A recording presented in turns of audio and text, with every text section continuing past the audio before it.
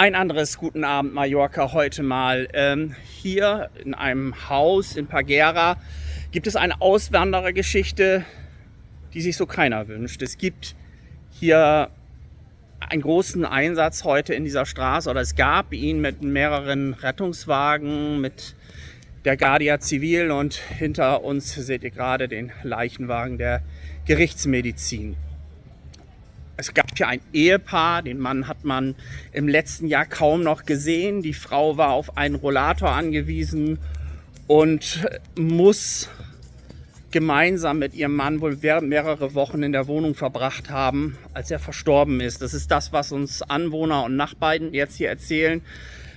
Ein deutsches Ehepaar, die Frau selber auf Hilfe angewiesen gewesen, brauchte dann, nachdem man sie auch nicht mehrere Tage gesehen hat, Hilfe. Die Nachbarn haben praktisch dann Einsatzkräfte alarmiert, und was dann zutage kam, kann man sich kaum vorstellen. Der Ehepartner ist verstorben, jetzt muss geklärt werden über Gerichtsmedizin. Gibt es eine natürliche Todesursache, oder ist es vielleicht, ist der Mann vielleicht einer nicht natürlichen Todesursache gestorben, oder konnte die Frau ihn irgendwann nicht mehr versorgen, weil sie ja selber auf Hilfe angewiesen war.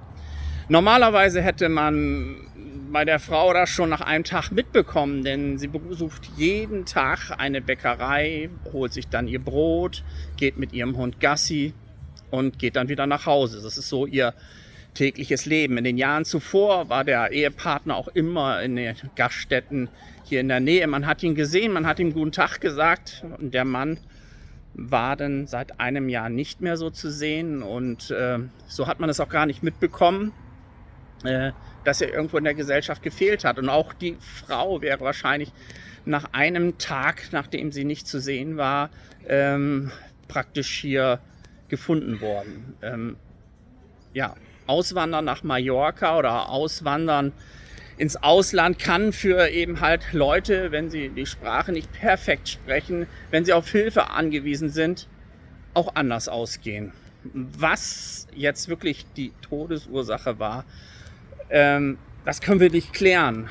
Es ist aber schon erschreckend, wenn man sieht, dass Leute auswandern, eigentlich Hilfe brauchen und auch ein soziales Umfeld brauchen. Wenn das nicht da ist, dann fällt es nicht auf, wenn der Mann mehrere Wochen tot in der Wohnung liegt. Ja, ein nicht so schönes Gute Nacht Mallorca.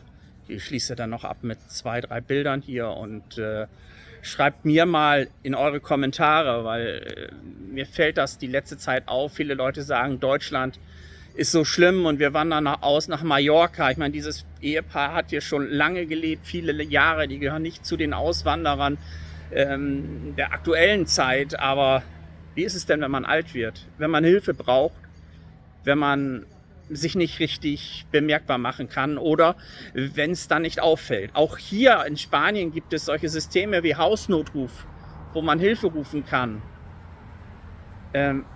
War das für die Frau alles zu viel? Wir haben das den ganzen Tag beobachtet. Ich möchte den Namen auch gar nicht offen sagen, aus Datenschutzgründen. Die Polizei hat alles dafür getan, dass die Frau nicht unbedingt zu erkennen ist, als sie in den Rettungswagen verladen wurde. Als dann aber der Leichensack nach oben getragen wurde, oder nachdem jetzt hier die Polizei am Abend immer noch dasteht und die Gerichtsmedizin vor Ort gerufen hat, bleiben natürlich Fragen auf. Es bleiben auch Fragen auf, ob ein Auswandern nach Mallorca im Alter auch für Auswanderer abgesichert ist, oder ob viele dann naiv auswandern und nicht wissen, wie man damit umgeht, wenn man älter wird. Ich wünsche euch einen guten Abend. Schreibt mal ein paar Kommentare dazu, und wir sehen uns dann wieder im nächsten Video.